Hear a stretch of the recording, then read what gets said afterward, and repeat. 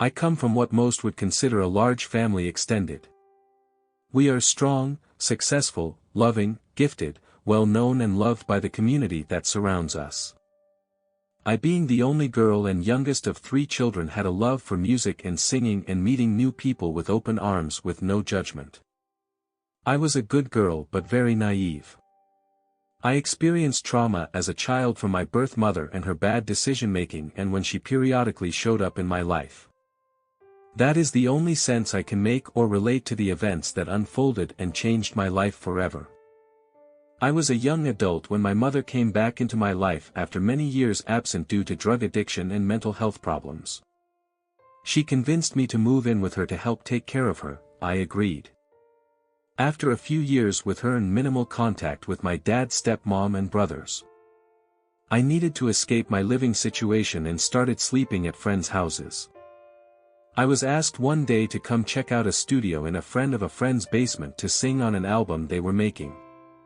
That is where I met Bobby, who kept me imprisoned by horrific and constant physical, mental and emotional abuse and threatening to kill me for 3 long years.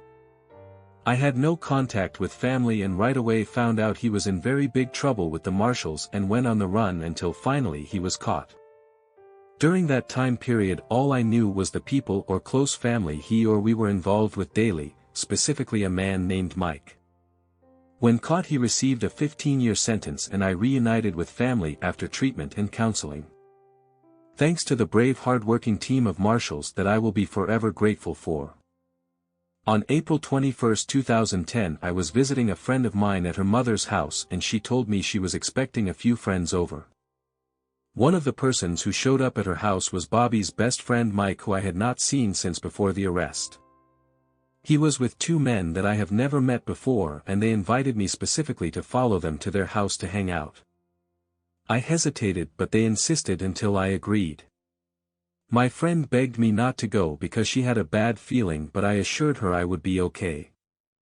Mike was the only one there for me during the horrible times with Bobby, so I trusted he would take care of me. We left to our destination. The guys drove together in one car and I followed alone in mine. It was dark and we drove for quite a while. I had no idea where I was. Once there immediately I was offered a drink and I noticed the person who made it took a glass and mixed the drink with his back turned to me facing the top open freezer of the refrigerator. I thought it was odd but shrugged it off. By the time I finished my drink I remembered looking outside and the sun was coming up. I remember in an instant experiencing a feeling of dread come over me so intensely, followed by urgency. Mike was sitting on the sofa by the window next to the front door and I do not know where the other men were. I went to go sit next to Mike on the couch when a loud voice so clear said, "Ashley, you need to leave now, get out." I looked at Mike and said, "I have to go now." His response was, "No, that is not a good idea." He asked me if I was feeling okay and told me it was not safe for me to leave. Unable to convince me to stay, he asked me for a ride home. We left and I have a flash of memory of dropping him off and leaving his driveway. Next memory I have is I was sitting outside of my car leaned up against my back tire. I remember feeling complete perfect stillness of calming, but no other emotion. I remember I looked up to the sky and it was so warm, so bright, but there was no sun, just beautiful blue sky. I looked around me and was in a field of gold-colored wheat and there were beautiful mountains. I turned my head to the right toward my front tire. And there was a woman sitting next to me with a blue and white striped shirt, beautiful curly brown hair. And my first thought was she looks like the 80s era. She was looking at me and crying, but I could not feel any response emotion to her crying. I just remember being confused as to why she was crying, but there was no physical emotion attached to my confusion. I just felt one feeling and it was good and calm, but my thoughts knew that my feeling when looking at her was that of confusion. She started telling me that everything is going to be okay and it's over now. She was telling me this but her mouth was not moving. She told me it's over, I am okay now, repeating, "It's all done, you are okay now." All of a sudden I felt really cold and my focus turned away from her and up in the sky, which was now a dark gray. And I could hear ambulance sirens in the background. I woke up in the hospital with a neck brace on and the nurse fed me lasagna and green beans. Then someone came in the room and placed fake money on the end of my bed and asked me to add up the coins to a dollar value. I was unable to and felt frustrated. The morning of the accident, I later learned that the neighbor of the house I was at left for work that morning and found my purse in their yard.